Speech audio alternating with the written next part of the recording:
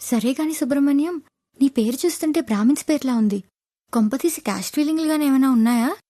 చిచ్చి, మా అమ్మ నాన్న నాకు ఇచ్చింది ఆ పేరు ఒకటి మాత్రమే. అందుకే అది నాతో పాటు ఉంచుకున్నాను తప్ప నాకు ఎటువంటి క్యాస్ట్ ఫీలింగ్ లేవు. ఈ కులం అనేది ఒక ఎలకల్ బోన్ లాంటి సాయితీ.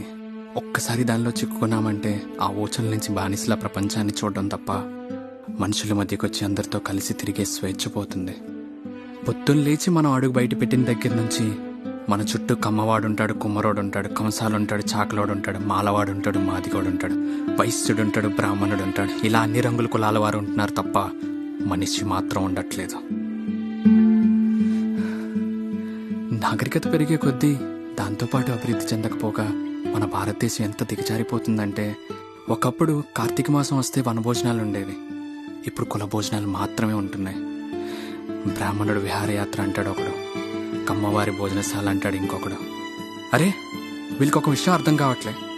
ఏ కులంలో పుట్టి ఎంత రాజాలా బ్రతికినా చితిపైన శరీరం సగం కాలాక కాటి కాపరి చేతి కర్ర చేత కుక్కలా దెబ్బలు తినాల్సిందే.